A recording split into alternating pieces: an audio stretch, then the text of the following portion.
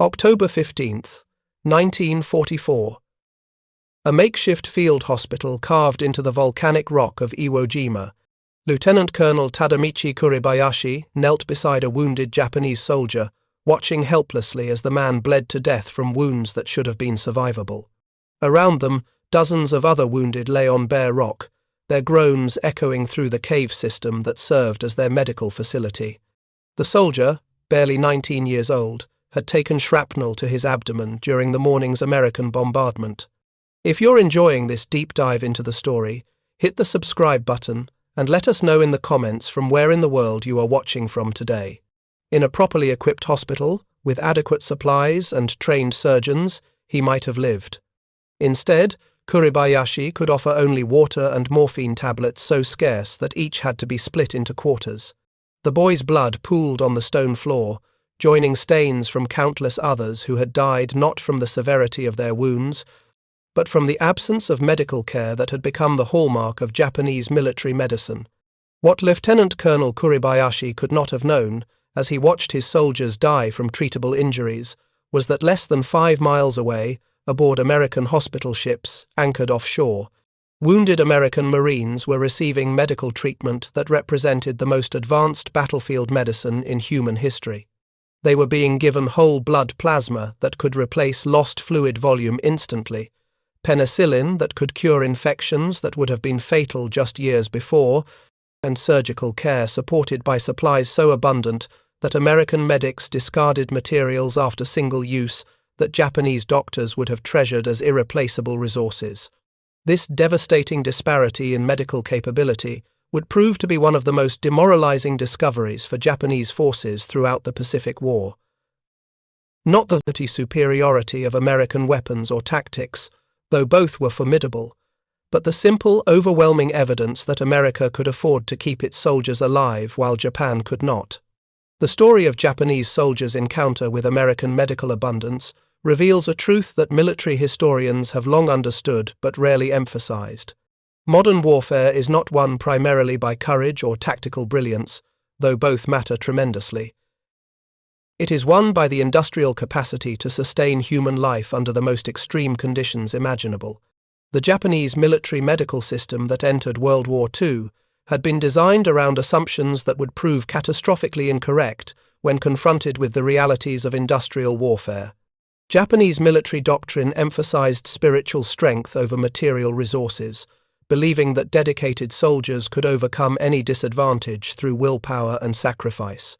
This philosophy extended to medical care, where suffering was considered character-building and elaborate medical support was viewed as weakening to fighting spirit. Japanese field medicine relied heavily on traditional methods, combined with limited modern techniques. Field hospitals were expected to operate with minimal supplies, making do with whatever could be carried by troops or transported over difficult terrain. The assumption was that Japanese forces would advance rapidly, capturing enemy supplies and establishing control over local resources. Medical evacuation was considered a luxury that elite troops should not require, and extended medical treatment was viewed as incompatible with the warrior spirit that defined Japanese military culture. This approach had worked adequately in earlier conflicts, where Japan fought against less industrialized opponents, or in campaigns where rapid advance made supply difficulties temporary. During the war with China, Japanese forces often captured Chinese medical supplies and could rely on relatively short supply lines from the home islands. The medical system's limitations were manageable when fighting enemies with similar constraints, but the Pacific War against the United States would expose these assumptions as fatally flawed. American medical capability represented not just quantitative superiority in supplies and equipment, but a fundamentally different approach to battlefield medicine that prioritized saving lives through systematic application of industrial resources. Where Japanese medicine relied on endurance and traditional remedies, American medicine relied on scientific innovation and unlimited material support. The philosophical difference was profound and reflected broader contrasts between Japanese and American approaches to warfare. Japanese military culture viewed medical dependence as weakness, believing that superior soldiers should be able to function despite injury or illness.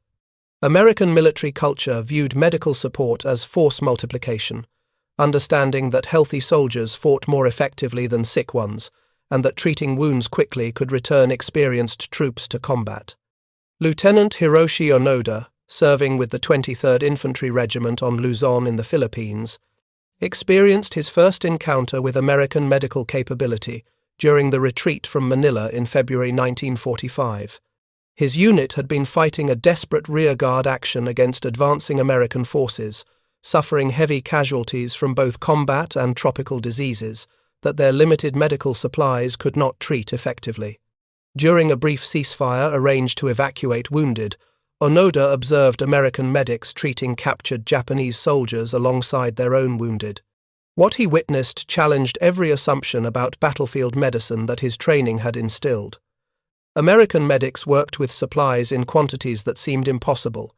They used bandages once and discarded them. They had medicines for the conditions that Japanese doctors could only treat with bed rest and prayer. Most shocking of all, they treated enemy wounded with the same care and abundant resources they provided their own troops. Onoda watched American medics inject captured Japanese soldiers with penicillin, a drug so scarce in Japanese forces that most soldiers had never seen it. The Americans used this miracle medicine casually, routinely, as standard treatment for infections that would kill Japanese soldiers within days. They had plasma for blood replacement, morphine for pain relief, sulfa drugs for wound treatment, and surgical instruments that they cleaned and sterilized after each use rather than trying to preserve through multiple operations.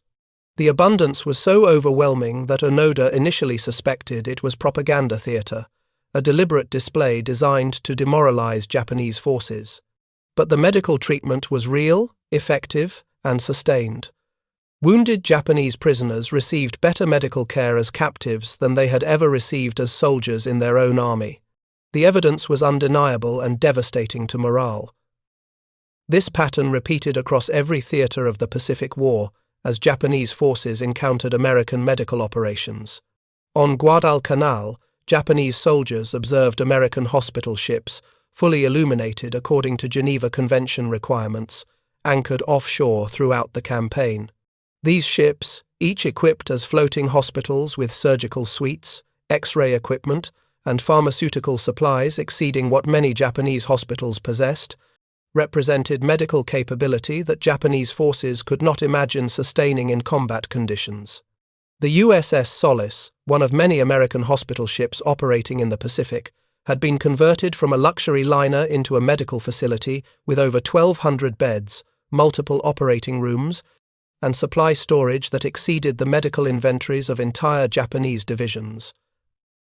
American wounded were evacuated to these ships where they received treatment equivalent to the best civilian hospitals in the United States. Japanese wounded, when they could be evacuated at all, were taken to cave hospitals or abandoned buildings where they received whatever care could be provided with virtually no supplies. Major Yoshitaka Hori, serving as senior staff officer for the 27th Air Regiment on Iwo Jima, documented in his diary the devastating psychological impact of observing American medical operations during the 70-day battle for the island. From defensive positions in the island's cave system, Japanese forces could observe American medical evacuation procedures that operated with precision and resources that seemed unlimited. American wounded were evacuated from frontline positions within minutes of being injured. Trained medics provided immediate first aid with supplies designed for single use. Wounded soldiers were transported to aid stations where they received advanced treatment before being evacuated to hospital ships or airlift facilities on captured airfields. The entire system operated continuously, processing hundreds of casualties daily while maintaining medical standards that exceeded most civilian facilities. Hori noted that American medics discarded more medical supplies during a single day of operations than his entire regiment possessed for the entire campaign. Bandages were used once and thrown away. Surgical instruments were sterilized after each procedure. Medicines were administered freely without rationing. The waste, from a Japanese perspective, was staggering and incomprehensible. But this apparent waste represented a fundamental difference in medical philosophy and industrial capability. American forces could afford to prioritize effectiveness over economy because their industrial base could provide unlimited supplies. Single-use items reduced infection rates. Abundant morphine meant wounded soldiers received adequate pain relief. Unrestricted use of penicillin meant infections were treated aggressively rather than allowed to spread. The results were measurable and devastating to Japanese morale. American wounded survived at rates that Japanese medical officers found impossible to believe. Injuries that would kill Japanese soldiers were routinely treated successfully by American medics. Diseases that decimated Japanese units were prevented or cured among American forces through systematic application of medicines and vaccines. The statistical comparison between Japanese and American medical outcomes during the Pacific War reveals the magnitude of this disparity. While exact figures remain disputed among historians, documented evidence shows that American forces maintained dramatically lower death rates from disease and medical complications. Japanese forces suffered endemic malaria, dysentery, and tropical diseases that American forces prevented through systematic medical intervention. On Guadalcanal, disease caused more Japanese casualties than combat, with malaria alone disabling thousands of soldiers. American forces on the same island, fighting in identical conditions, maintained relatively low disease rates through prophylactic medicine, adequate nutrition, and systematic medical care. The contrast was so stark that Japanese officers initially suspected American immunity was racial rather than medical. The pharmaceutical revolution that supported American medical superiority represented one of the war's most decisive but underappreciated factors. Penicillin, discovered by Alexander Fleming in 1928 but not mass-produced until the early 1940s, became available to American forces in quantities that transformed battlefield medicine. What had been fatal infections became minor inconveniences treatable with injections that Japanese forces could not obtain at any price. The development of penicillin production represented American industrial mobilization at its most effective. In 1941, the United States produced enough penicillin to treat fewer than 100 patients. By 1943, production had increased to treat thousands monthly. By 1945, American penicillin production could treat millions annually, with military forces receiving priority allocation. This dramatic increase in production required massive industrial investment and scientific coordination between pharmaceutical companies, government agencies, and university research centers. The deep tank fermentation process developed by Pfizer enabled mass production that transformed penicillin from experimental medicine to standard battlefield treatment. American soldiers carried penicillin in individual first aid kits, using casually what Japanese forces could not obtain for their most serious cases. Sulfa drugs, introduced in the 1930s, were available to American forces as standard treatment for wound infections. These medicines, which could prevent gangrene and blood poisoning, were so scarce among Japanese forces that they were reserved for senior officers.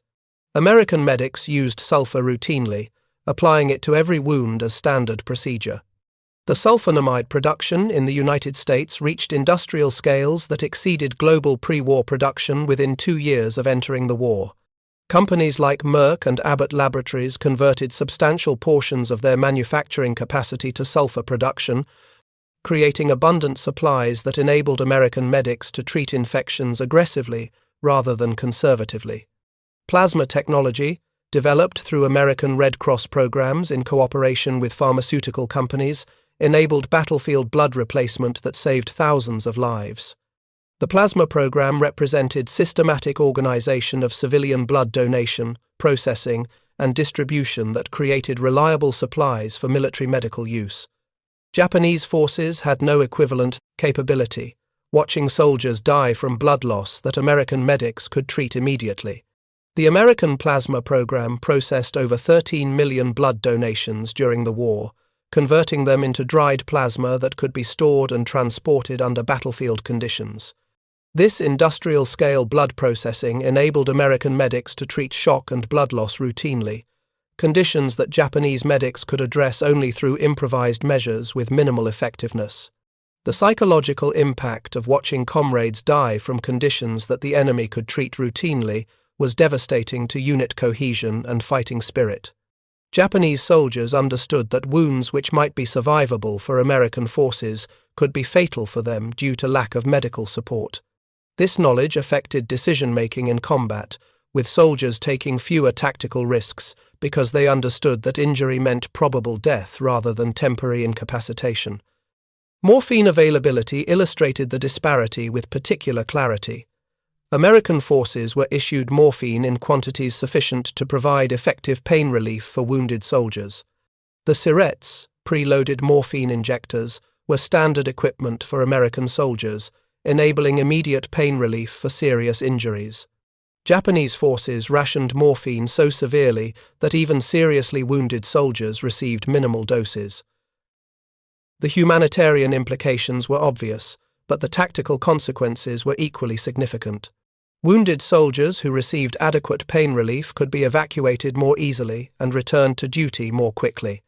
American medics could focus on treatment rather than pain management, improving overall medical effectiveness. The industrial capacity that supported American medical abundance represented one of the war's most decisive asymmetries. The United States possessed a pharmaceutical industry capable of mass-producing modern medicines while maintaining civilian production. Companies like Merck, Pfizer, and Abbott Laboratories expanded production dramatically to meet military requirements while continuing to serve domestic markets. American pharmaceutical production in 1944 exceeded total global pre-war production across most categories of medicines. This massive increase required new factories, expanded research facilities, and systematic coordination between industry and government that Japanese pharmaceutical capacity could not match even theoretically.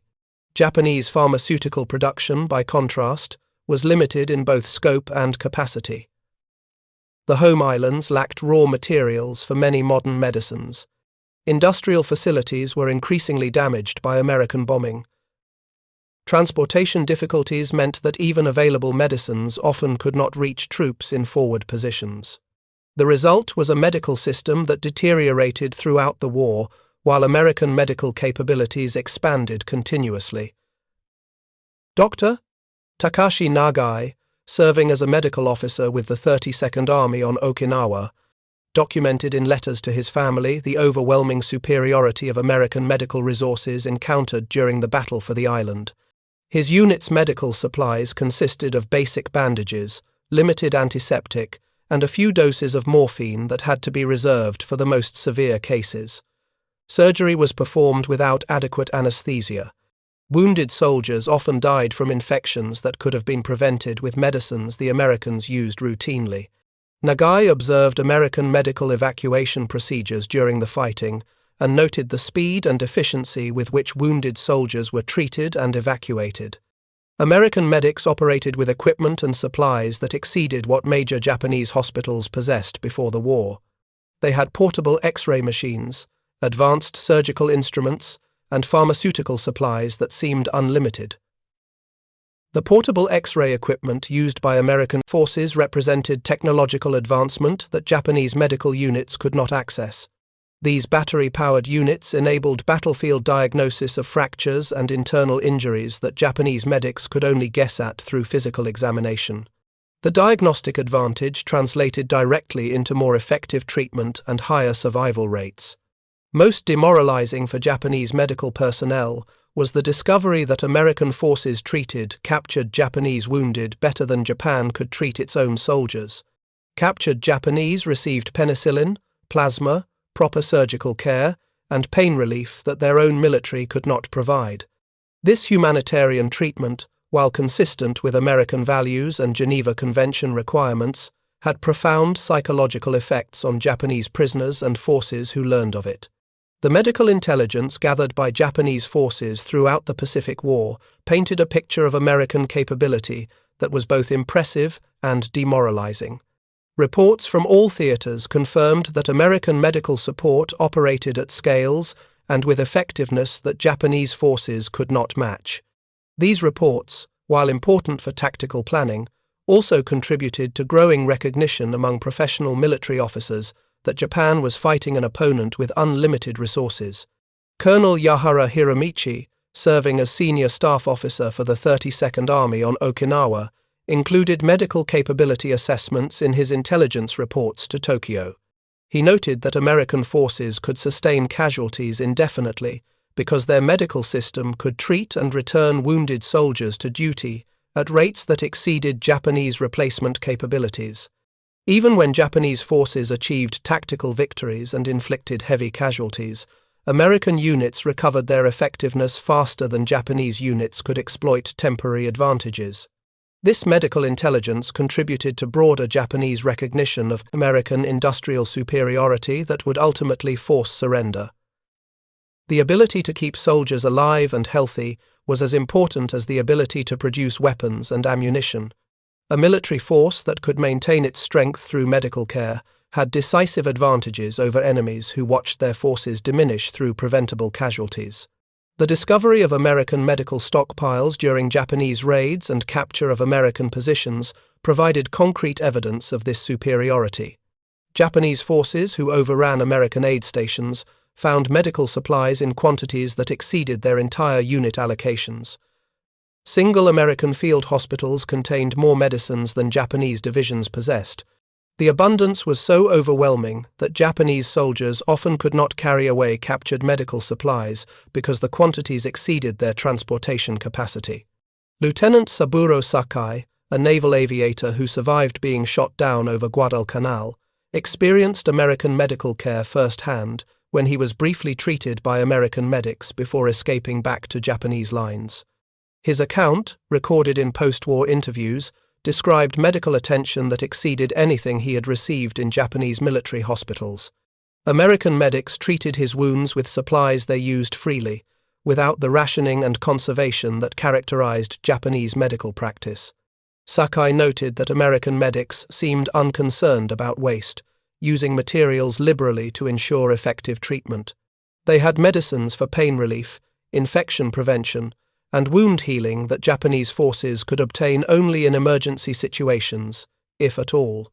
The casual abundance with which these precious resources were employed suggested an industrial capacity that could support medical care without limit. The psychological impact of this medical disparity extended beyond individual encounters to affect unit morale and fighting effectiveness.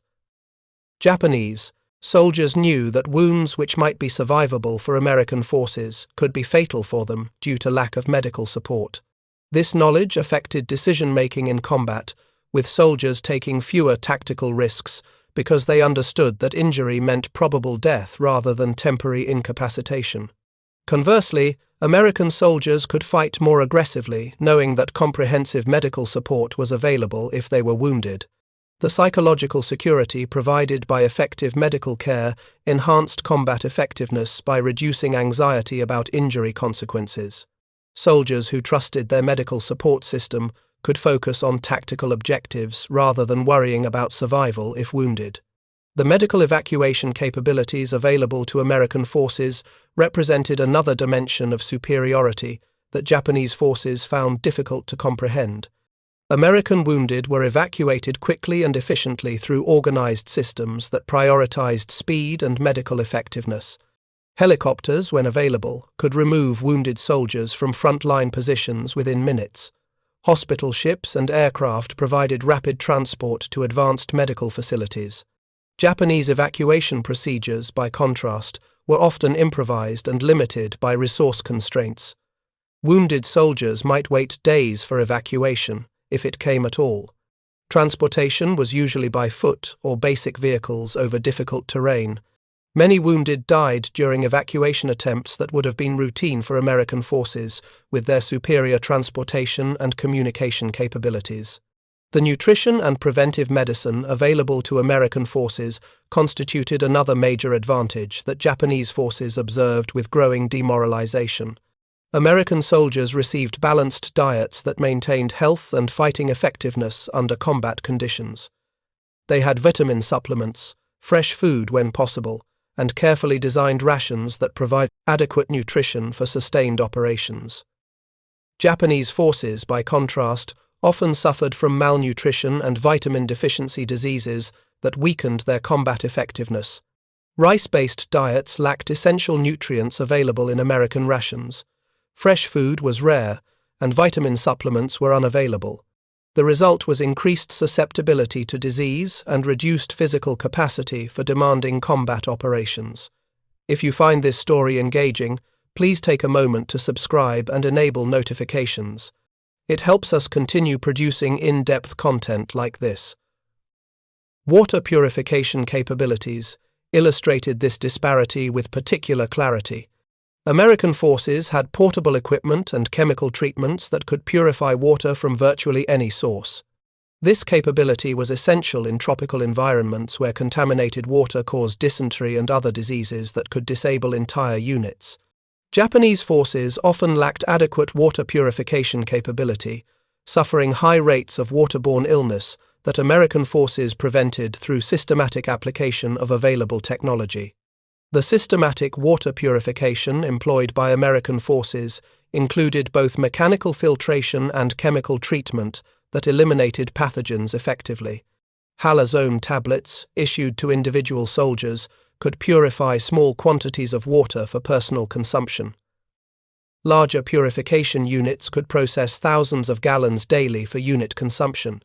Japanese forces relied primarily on boiling water when fuel was available, a method that was effective but time-consuming and often impractical under combat conditions. The dental care provided to American forces, while seemingly minor, had significant implications for overall health and morale.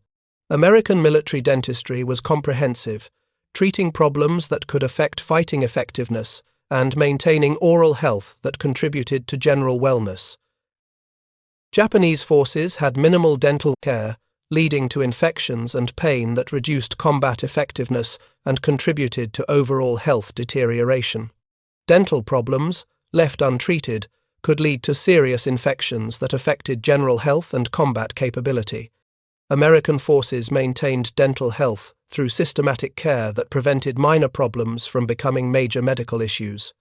Japanese forces, lacking adequate dental care, suffered from preventable infections and pain that reduced individual effectiveness and unit morale. Major General Tadamichi Kuribayashi, commanding Japanese forces on Iwo Jima, understood the strategic implications of medical disparity better than most Japanese officers. His letters to his family, discovered after the war, revealed growing recognition that American medical superiority was part of broader industrial advantages that made Japanese victory increasingly unlikely. Kuribayashi noted that American forces could sustain operations indefinitely because they could maintain their strength through superior medical support, adequate nutrition, and comprehensive logistics. Japanese forces, despite fighting with tremendous courage and skill, were gradually weakened by preventable casualties, malnutrition, and disease that American forces avoided through systematic application of industrial resources. The general's strategic assessment, while never officially documented due to censorship and morale concerns, recognized that Japan was fighting not just American military forces, but American industrial capacity applied to military purposes. The medical superiority that Japanese forces observed was one manifestation of broader American advantages that could not be overcome through traditional military virtues alone. The Japanese military medical system's response to these observed disparities was constrained by resource limitations and philosophical resistance to changing established practices. Some medical officers advocated for adopting American techniques and requesting increased supply allocations, but the overall system could not provide resources that simply did not exist in adequate quantities. Requests for increased medical supplies competed with demands for weapons, ammunition, and fuel in a resource environment that could not satisfy even basic military requirements. Medical needs, while recognized as important, were subordinated to immediate combat necessities.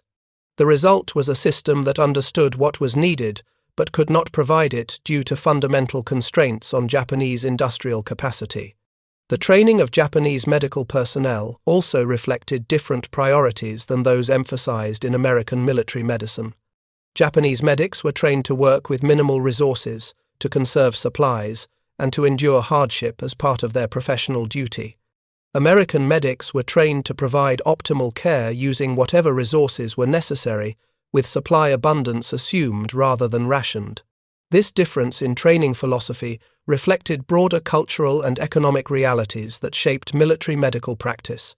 Japanese medical personnel developed impressive skills in making do with limited resources, but they could not match the effectiveness of American medicine supported by unlimited industrial production.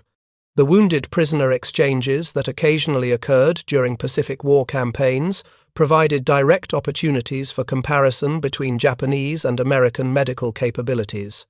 Japanese soldiers who were treated by American medics, while prisoners consistently reported receiving better medical care than they had experienced in their own military service. These accounts, while often suppressed by Japanese authorities concerned about morale effects, gradually spread through units and contributed to growing recognition of American superiority. Soldiers who knew that capture might provide better medical treatment than remaining with their own forces faced psychological conflicts that affected unit cohesion and fighting determination. The documentation of American medical capabilities through prisoner interrogation and captured materials provided Japanese intelligence with comprehensive information about enemy medical resources. These reports, transmitted to Tokyo when communications permitted, painted a picture of American capability that was both impressive and discouraging to strategic planners who understood its implications. Intelligence assessments of American medical capacity contributed to broader evaluations of enemy strength that influenced strategic decision-making at the highest levels.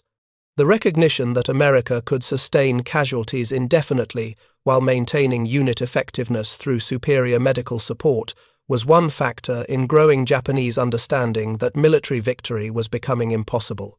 The pharmaceutical research and development capabilities that supported American medical superiority represented long-term advantages that Japanese forces could observe but not duplicate.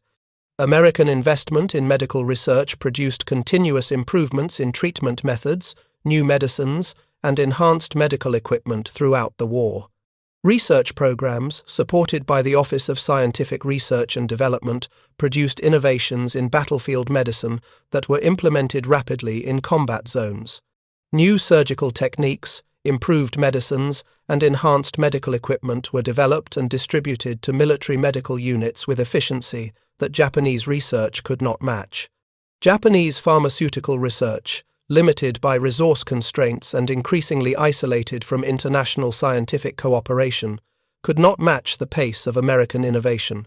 The gap in medical technology widened throughout the war, as American research produced advances that Japanese forces could observe in captured materials but could not replicate or obtain. The standardization of American medical procedures and supplies enabled efficiency and effectiveness that Japanese forces found difficult to understand. American medical units operated according to standardized protocols, using standardized equipment and medicines. This systematic approach enabled rapid training of medical personnel and consistent treatment quality across all theaters. Japanese medical practice, while often improvised and adapted to local conditions with impressive skill, lacked the systematic standardization that American resources enabled. The result was more variable treatment quality and less efficient use of limited resources that could not be replaced easily.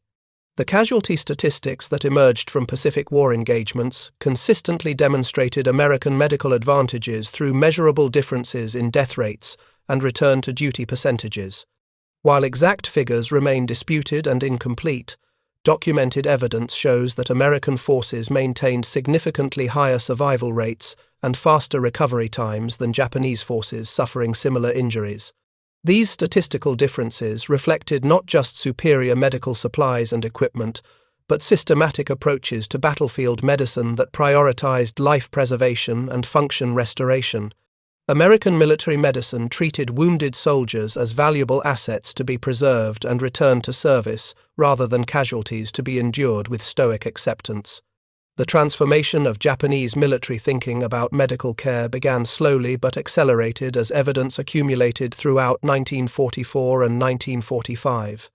Officers who had initially dismissed American medical abundance as wasteful began to understand that this apparent waste represented systematic investment in human capital preservation that provided decisive military advantages.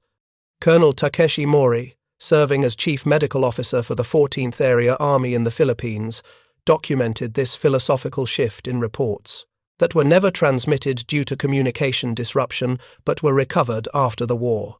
Mori noted that American medical practice represented not just superior resources but fundamentally different approaches to military medicine that prioritized effectiveness over economy. Where Japanese medical doctrine emphasized conservation and endurance, American doctrine emphasized abundance and effectiveness. Japanese medics were trained to make limited supplies last as long as possible. American medics were supplied abundantly and trained to use whatever resources necessary to achieve optimal medical outcomes. The philosophical difference reflected broader contrasts in industrial capacity and military theory. The systematic nature of American medical logistics impressed Japanese observers who understood military organization. American medical supplies reached frontline units reliably and abundantly. Medical evacuation operated according to established procedures that prioritized speed and effectiveness. Treatment protocols were standardized and supported by adequate resources. The entire system functioned with efficiency that Japanese forces could observe but not replicate. The comprehensive medical documentation and record-keeping that American forces maintained enabled systematic evaluation of treatment effectiveness and continuous improvement of medical procedures. This systematic approach to medical knowledge contributed to both immediate treatment success and long-term medical advancement. Japanese medical documentation, while often meticulous when resources permitted, was constrained by paper shortages, communication difficulties, and the practical demands of survival under combat conditions. The result was less systematic evaluation of medical effectiveness and slower improvement of treatment methods. Captain Hachiro Sasaki, serving with the 1st Mobile Fleet medical staff, witnessed the final and most devastating demonstration of American medical superiority during the aftermath of the Battle of the Philippine Sea in June 1944. His ship, the carrier Taiho, had been severely damaged by American submarine attack, and wounded sailors were brought aboard American rescue vessels during emergency evacuation operations. Sasaki observed American naval medical facilities that exceeded anything in the Japanese fleet. American hospital ships and medical vessels operated with equipment and supplies that Japanese naval medicine could not match. The treatment provided to Japanese wounded during rescue operations was comprehensive and effective, demonstrating medical capabilities that Japanese forces had come to recognize as characteristic of American military organization. The systematic nature of American medical superiority became undeniable through accumulated observations across all theaters and services. Japanese Army, Navy, and Air Force personnel consistently reported encountering American medical capabilities that exceeded their own by significant margins. The evidence was comprehensive, verifiable, and impossible to dismiss as propaganda or isolated incidents. This recognition of American medical superiority contributed to broader Japanese understanding of American industrial advantages that made continued resistance increasingly futile. The ability to keep soldiers alive and healthy was as strategically important as the ability to produce weapons and ammunition. A military that could maintain its human resources through superior medical care possessed decisive advantages that could not be overcome through traditional military virtues alone. The psychological impact of medical disparity on Japanese military morale extended beyond individual units to affect strategic thinking at the highest levels.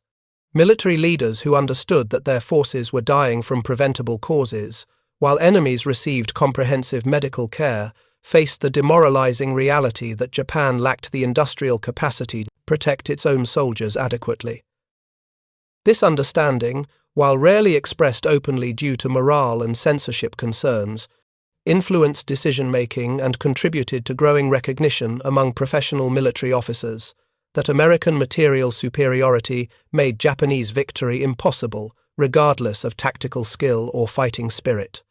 The medical encounters between Japanese and American forces during the Pacific War revealed fundamental differences in industrial capacity, technological capability, and philosophical approach to military medicine. Japanese forces discovered that their enemies possessed not just superior weapons and tactics, but comprehensive systems for preserving human life that exceeded anything Japan could provide. The abundance of American medical supplies, the effectiveness of American medical treatment, and the systematic application of industrial resources to battlefield medicine demonstrated advantages that could not be overcome through courage or tactical excellence alone.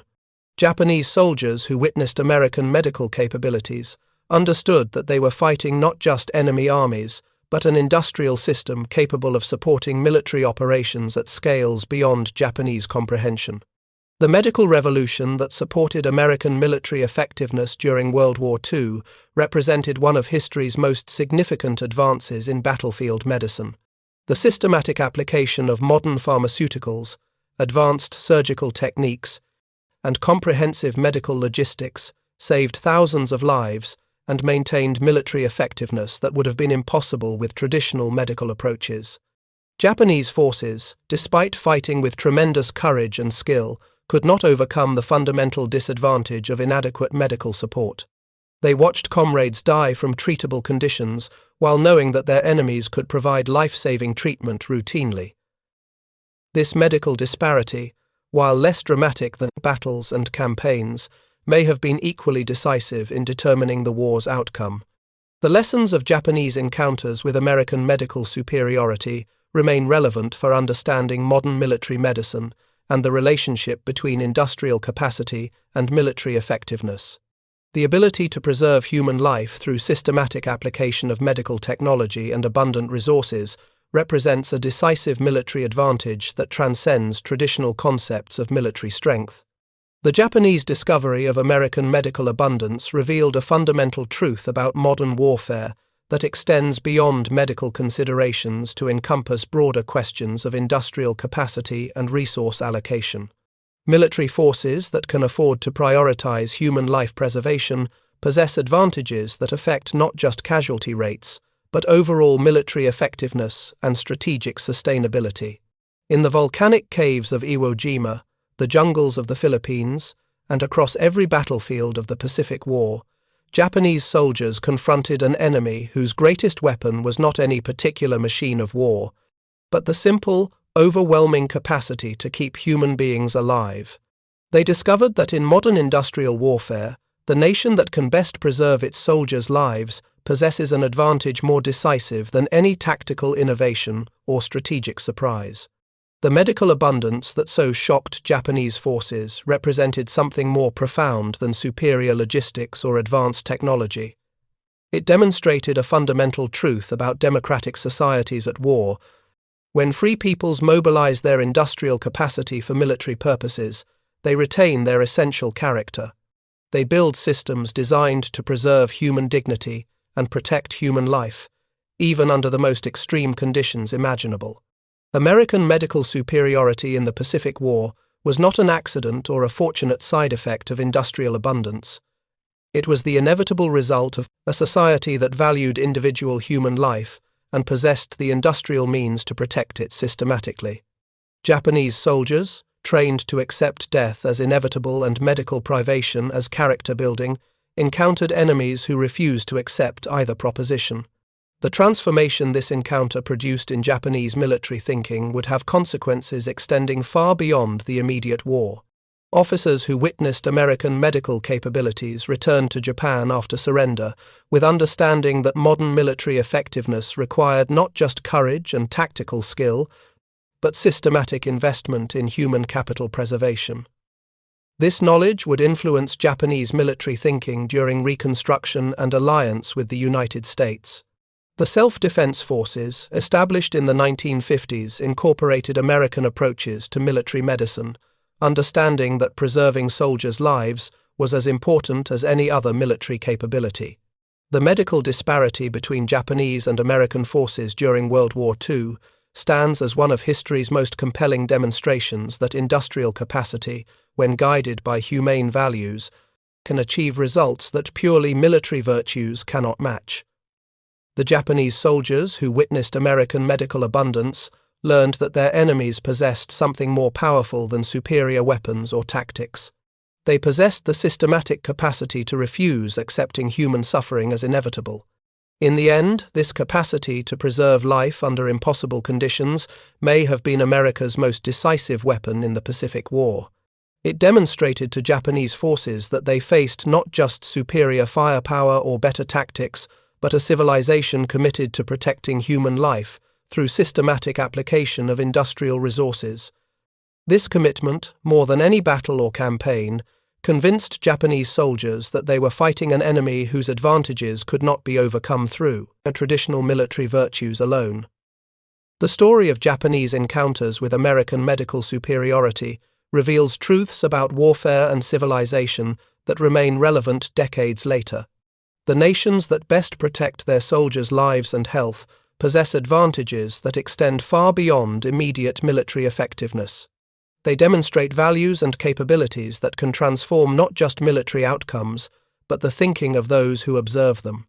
Japanese soldiers, watching American medics save lives with casual abundance, witnessed something unprecedented in military history.